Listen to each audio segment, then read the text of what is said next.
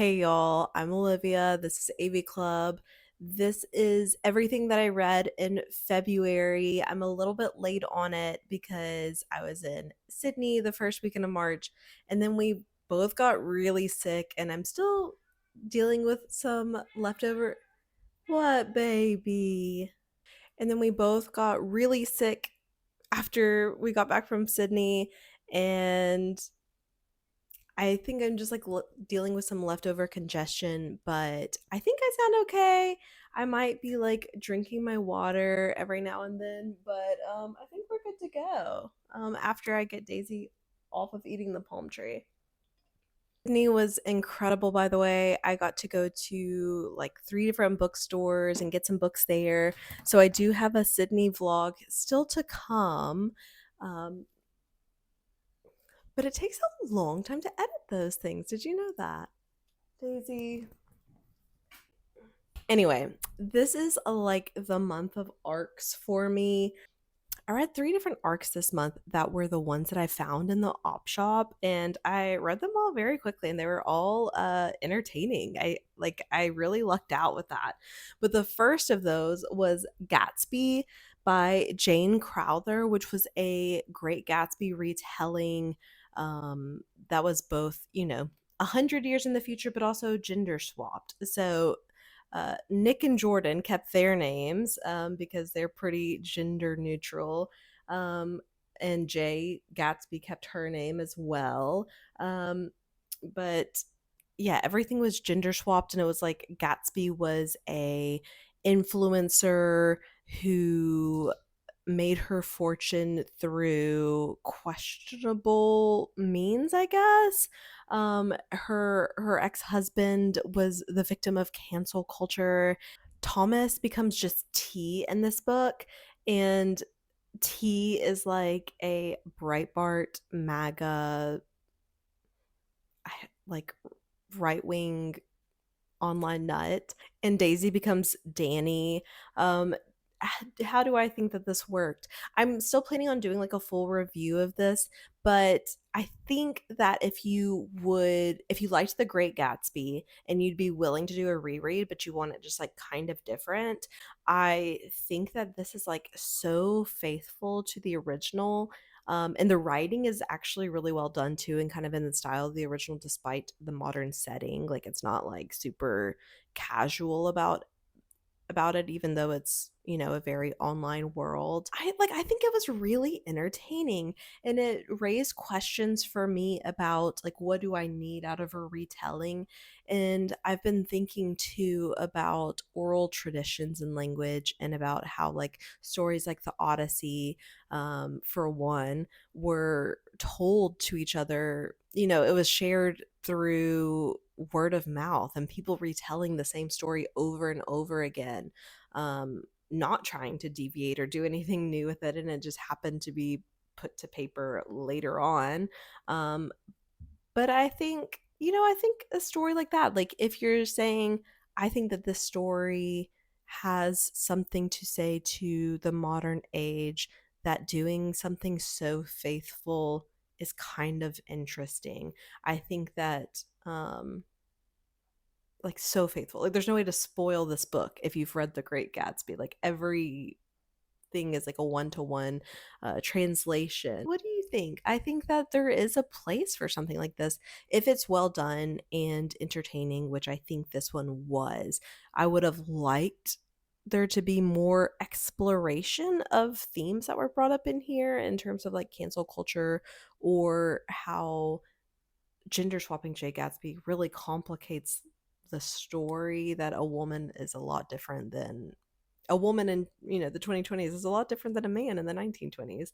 And I think that if this was a not just trying to be a one-to-one translation, that I would be more upset that it didn't do that, but it kept the pace of it too. Like this is a short book, The Great Gatsby is a short book. It kept the pace of it, and you kind of fill in the details. Um, and I think that there is a place for something that doesn't fully explore everything on the page, that lets there be room for exploration and discovery on your own terms. So I think under those circumstances, I think if you did not like The Great Gatsby, then why would you like this book? I don't know. And if you haven't read The Great Gatsby, could you read this first? I guess so. I think most people kind of know the story now. And if you don't, then listen to Charlie XCX Party for You and you'll be caught up. The next book that I read in February was Y2K: How the 2000s Became Everything by Colette Shade, which was a nonfiction essay collection that there is like some amount of like personal essay within the text, but it's an exploration of everything about the 2000s and really like how the dot-com boom of the 90s and the politics of the 90s, how this like capitalist idea that we could just expand forever and there will be more profit for everyone every year, and if you just get in on a piece of the pie, we'll all be millionaires and we'll all be living an easy life, and how that did not come to pass, that idea. And instead we had, after 9/11, this like intense um, cultural swing, um, away from like a soft round future into this like very militaristic, everyone having Hummers, like that being an aspirational vehicle to drive a military vehicle on the street. It wasn't just about like the military, obviously. And it did have a political take on things, like it did take a stance, which I admire. um but it was also about like the fun stuff of the 2000s, about like the blow up see-through chairs and AOL Instant Messenger and Britney Spears and Paris Hilton, The Simple Life, just kind of like the mishmash of ideas of the time and how everything, um not so easy to understand. And so I really admire that it was something that took on what you wanted to of Y2K, of the kind of like fun fluffy stuff, but taking a viewpoint on things. But one thing that was something that I wanted more from was like in the kind of conclusion of this, and like the last pages of this book, the author's like, you know, yeah, boomer nostalgia is like kind of low key fascist, but maybe 90s nostalgia isn't as bad, and or like Y2K nostalgia isn't as bad, that maybe we have more of a valid reason to kind of want to evoke these things again. And I think that's a really interesting essay that I wish would have been in the book rather than being like an idea floated at the end. That I think that that's a really complicated issue, and I would like some unpacking of that. But yeah, if you are into essay collections and you like thinking about Y2K and all of that, I do think that this is a good collection. And I'm always looking for like interesting pop culture nonfiction, and this really hit the spot. Next book that I read in February, I have done a whole review for. So I will link that. But it was Deep Cuts by Holly Brickley, which is a story about Percy and Joey and Zoe. And this long, almost like decade long, will they, won't they kind of story about two people who are clearly tied in some way, both emotionally, but really like intellectually and creatively. That Joey is a musician and Percy is obsessed with music, and this is so much about their obsession with music. And she is a, I guess, like quasi producer for him, and that she listens to his songs that he's written and gives feedback, and Joey agrees that they've like really improved his songs. And so it's like that's how their closer relationship starts. Percy continues as a music writer. Joey continues on, becoming a 2000s indie rock kind of, uh, a 2000s indie rock kind of figure. This book is so much about 2000s indie music, and so that is like, I think that if you love 2000s indie music, that there will be something of nostalgia that is of value to you. But also, if you're not familiar with the music at that time, stuff like Modest Mouse, The Shins, Yeah Yeah Yeahs, The Strokes. Um, who else is heavily in this book? Neutral Milk Hotel. That even if you're not familiar with those people or you actively don't like that music, I think that you can understand a love story like this, that it's more so about this like deeper understanding and unspoken thing between them, or not unspoken thing, but a thing that's unable to be spoken, that it's the language of music is separate from spoken language. And I think that that's beautiful, and I love a good literary love story. um not not a romance by any means, that you're, this is more like a normal people kind of love story. Not that it's like that book in the dynamics, but just that kind of tone. Like there's definitely like a will they won't they kind of love story going on, but not a romance, and more about their development as characters and their specific interest and ability to make sense of the world around them. I really enjoyed this book, but watch my full review if you would like to hear more about it. The next book that I read was Blob, a love story by Maggie Sue. A love story doing a lot of heavy lifting in that title. This was a book about a young Taiwanese American girl who, I say girl, she's college age. She's recently dropped out of college and works at the front desk at a hotel. And one night behind a dive bar, she finds a blob, and she takes the blob home. And, in she kind of gets the sense that there's a soul in this blob, just like this kind of sense. And so she takes care of this blob. And then the next day, she knows that the blob has eyelids. And from there on, she can wish the blob to grow new body parts. And over time, the blob takes the form of a man who she develops. I don't know that it's really a love story. He's just kind of there out of convenience, and she creates him. And my review on Goodreads read close enough. Welcome back, Hot Frosty. And I think that about wraps up how I feel about this. I was kind of underwhelmed. It's definitely not a love story, um, which is okay. But I don't know why you would subtitle it that if it was, in fact, not. But I think it's a story that's about her regaining confidence in herself. But unfortunately, this confidence in the book is specifically linked to romantic relationships. And um there's it just it didn't do a lot for me.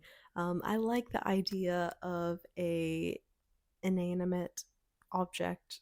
Like I think that it could have been a really cool concept. Those books that's very straightforward, except for there's one speculative element, and I just didn't find it very interesting.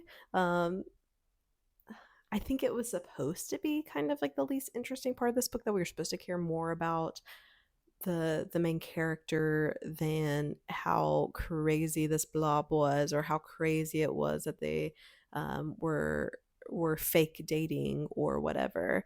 But that doesn't mean that it is interesting to me, and it just didn't really hit. The next book that I read this month was At Dark I Become Loathsome by Eric Larocca. And this was the first of his that I've read in a while, although I think I might have read almost all of his books. I thought that there was one that I hadn't read, but apparently it was just a republished version of something that I had read. So I think I've been mostly kept up to date. My most viewed video on this channel is still my review of Things Have Gotten Worse Since We Last Spoke, and probably always will be, because that has a crazy amount of views for some reason, even though it was like one of the first things I ever recorded. And I will never rewatch that, so hopefully it's not cringe. This book is about a man named Ashley Lutton, and his wife has died, his son has disappeared, and he feels very loathsome. That he's doing dark things, that he's helping people out of their pain by going through these like fake burial processes, and how has that ritual evolved? And then one day online, he forms a connection with a character named Jinx, who is supposed to be the next kind of candidate for this ritual. And that they have a very dark relationship. And I don't know. This book really wasn't very long, but I did find it repetitive, and it just was totally fine. And I think it was pretty similar at times to Closer by Dennis Cooper, which I've also read this year, and or maybe like at the end of last year. But it just was pretty similar to that in terms of some situations that were happening in the book. And so for that reason, like, that made it feel repetitive as well. Um, it wouldn't be the first of his books that I would recommend, but I think it's an interesting concept, the fake burial thing, and I don't know. I really don't know. It was there was no point that I was like, this is bad, or this is like, why is this going on? Like, it all was cogent, but also just didn't really hit for me. The next book that I read, I have never written more in a book in my life, and that's Sally Rooney, Beautiful World, Where Are You? I had such a good time. Like, I started by just doing, like, you can see like post-it notes. However, like halfway through, I realized, like, I think I think my partner would like to read this. And so then I just started writing like just notes to him about anything that I read in there that reminded me of him. He doesn't really read too much, but he loved the Normal People show, like loved it. And I think that this would hit for him too. I do think that the final third of this was not as impactful for me as like the first two thirds. Lots of walls of text, etc.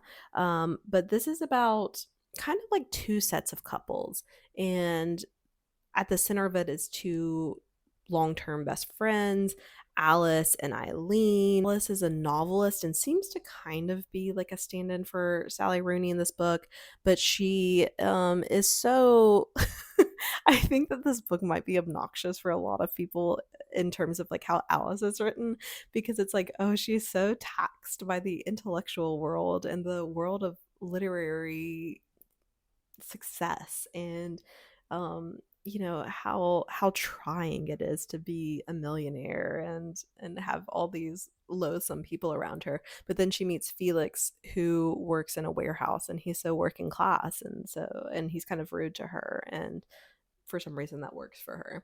And then her best friend Eileen has recently is getting over a breakup and starts flirting with Simon, who was like a childhood family friend.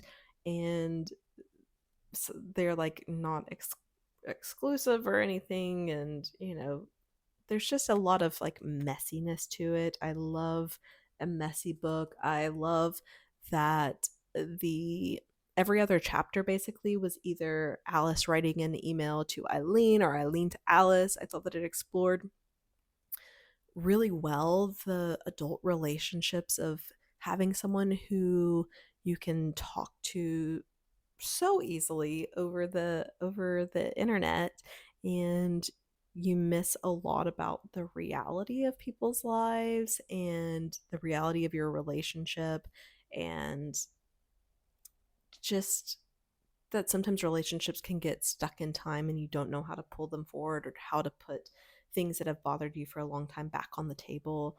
Just a good book about relationships, I think, and I liked that it had both the romantic relationships and the friendships to explore in this book. Um, but really good. I think I did like it more than the Normal People book. So I don't know. This was kind of a surprise just how much I liked it, but Yeah, I think that if you liked her other work, then this is a good one, especially if you're. I feel like this one is more for being over 30 or being over 28, like kind of being out of your 20s, like you haven't just graduated college, like those kind of relationships have passed and you're really into set ways of adulthood. So I really enjoyed that. The next book that I read was also another arc, which this one I think is coming out in April. um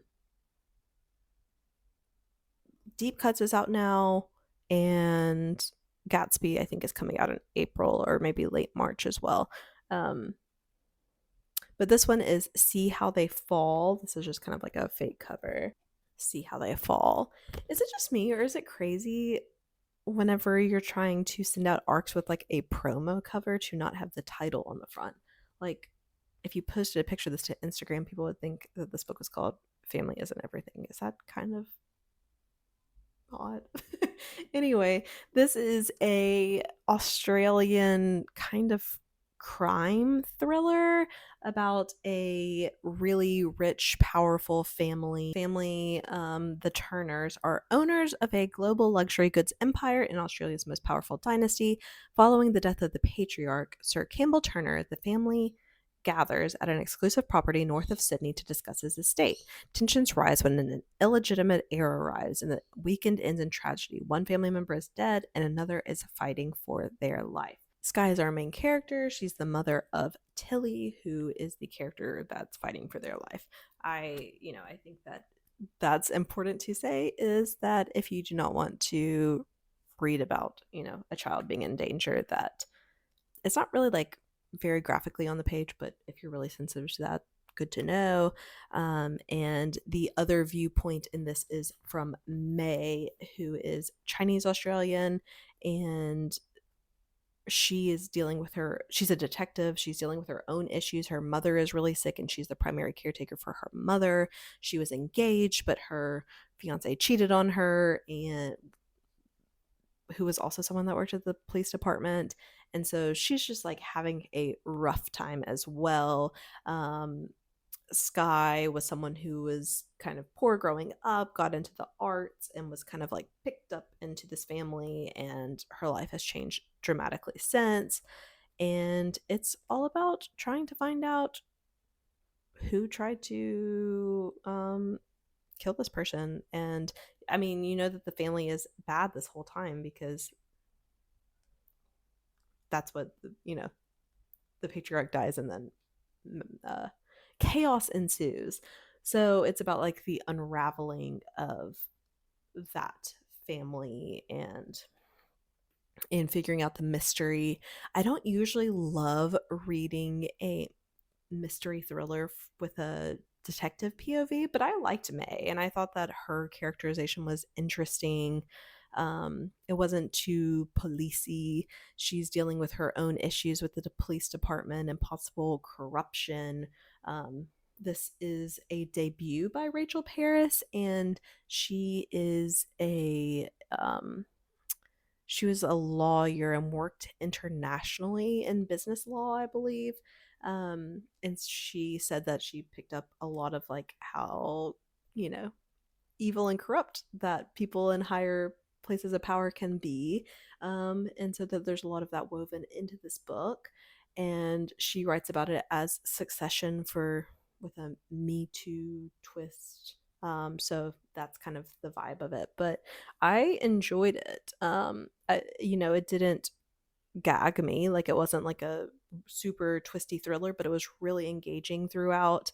Um, so if you're looking for something that's just kind of a steady, entertaining thriller, then this might be a good option. The next book that I read this month was Loose Lips by Kemper Donovan, which is actually the second entry in the Ghostwriter Mystery series. I did not read the first one, and I can tell you that you don't need to have read the first one. And I looked at the synopsis for the first one, and it's about like a politician dying, I think, and I just don't really even, that doesn't really interest me. But this one is apparently described as Knives Out meets the high seas. It's on a cruise ship, and I love a thriller on a cruise ship. And this one is even better because it's a literary convention on a cruise ship with ghostwriters and different genre authors teaching different classes. And it kind of reminds me of the Ernest Cunningham series in that it's like funny and light, treats you like you have knowledge about golden age mysteries and how things are going to go. And she tells you at the beginning, like, there's going to be 3 murders in this, like, just going to go ahead and tell you. Like, I like that, where it's not hiding all of its secrets. Like, it has confidence in itself to be an entertaining and twisty story without having to keep you in the dark on meaningless stuff as its only source of tension. I really enjoyed it. Very entertaining. I rated it 3 stars, but in my mind it's kind of like a 4-star read. I don't know why I did that. Let's change that. So our main character is a writer, and she has been pulled onto this cruise by Peyton, who is kind of like a influencer, a bookish influencer, a writer as well. The Get Lit cruise, and so there's like highly characterized other authors on the ship, as well as like the kind of people who would come onto a cruise ship to learn more about writing. So there's a lot of like really good kind of unhinged characters. It's campy, it's funny. um there's trauma and romance in the right amounts for me. I think it's funny. I think it's like, if you it's pretty similar, other than changing a train to a boat. It's pretty similar to Everyone on This Train is a Suspect. Like, it's almost like the exact same vibes. Um, but I really enjoyed this. I did see some people criticizing that it's a male author, which I didn't even realize reading it, writing like a female character, main character, in a way that they didn't think was adequate, but I didn't get any weird vibes from it, and I feel like I'm pretty sensitive to that kind of stuff. So, your mileage may vary. I would definitely read more from this author, but it was like one of those things where it was like pretty good. Don't feel like I need to read the first one because the premise didn't sound that interesting to me, but the other one has another kind of campy concept behind it, then I'll probably check it out. Um, so yeah, definitely a mystery more than a thriller. And the last book that I read in February is one that I've looked forward to for a really long time: Chasers by Maria Darling and Eve Harms. I have previously reviewed Transmuted by Eve Harms on this channel, so I can link that as well. But I always like have been checking back onto like, is she writing anything else? And whenever this was announced, I never know what to think about a co-authored thing. Like, is it going to be as good to me as a solo work? But this one was it. This one hit for sure. Chasers follows Lenora, who is a Black trans woman. She has recently moved out of kind of a shitty living situation, moving into her own apartment for the first time. This apartment complex is weird. There are weird people about, but she is just grateful to kind of have a place of her own, and to feel safe. And she kind of has to scam just a little bit to be able to to to get an apartment without rental history, etc. And things get even weirder whenever she realizes that there is a peephole into the next apartment, and she sees that there is another, she believes to be trans woman, putting on these insane webcam shows, and they watch the webcams and they're violent and sexy. And just like Transmuted, things go wild. I loved the actual like horror writing of it, but it also dealt with really powerful themes about chasers, who are, people who fetishize trans women and the things that they expect of trans women's bodies and their behavior. And I mean, it's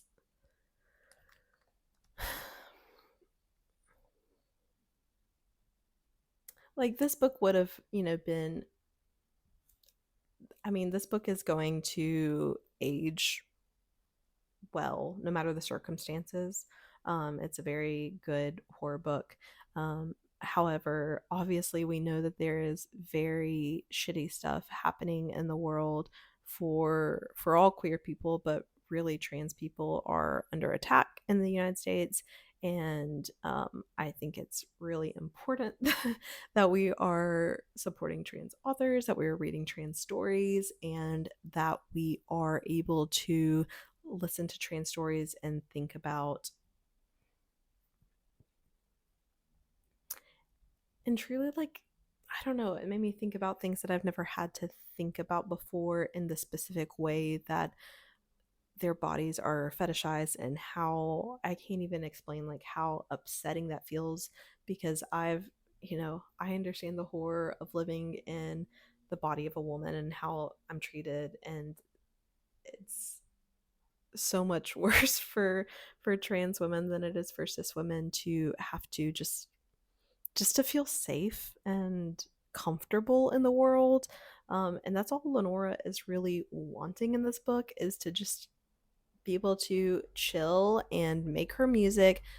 I mean, I loved her character. I loved that she had so much more going on than the story, that wasn't dependent on how she was fetishized, that she is talented. She's a musician. I love that she's vegan. If I was an author, I would just make every character a vegan. And I love, we have to support, we have to support the cause. But I don't know. There's like uh I don't have the words to express just, how lucky we are to live in a world with trans people, that there have always been trans people, there will always be trans people. Um, I look forward to a world where we can talk about trans books without feeling like we also need to remind people that trans lives are important and special and beautiful. And all of our lives are better for having trans people in the world. And definitely as a queer woman, like, I owe so much to trans women. So that's like an aside. But even taken at face value, this is a really good horror book. Pacing was tight, the gore was great. I love I love a kind of like sexual element in a increasingly desexed and in a world where sexuality is weaponized. So I really ended this month on a high note, but February was really, that's like 9 books and none of them were absolute fails. Some were just like a little bit mid for me, but that's okay, because could we even respect the highs without having some mids or lows? So yeah, that's everything I read in February. And March is going beautifully as well so far. Um, I'm doing Dowathon, which I did a TBR video for, and I recorded. What, baby? I know. You want to say something? Okay. Anyway, I recorded a vlog in Sydney, so that will be coming. I haven't really figured out how I want to edit it yet, because it's very like ASMR without anything going on. But I feel like people like having like music and kind of more thrilling vibes to it. What's up, babe? Exactly. Anyway, we would love to talk to you in the comments. I love to have a chat. So join me down there, and I will talk to y'all again very soon. Bye.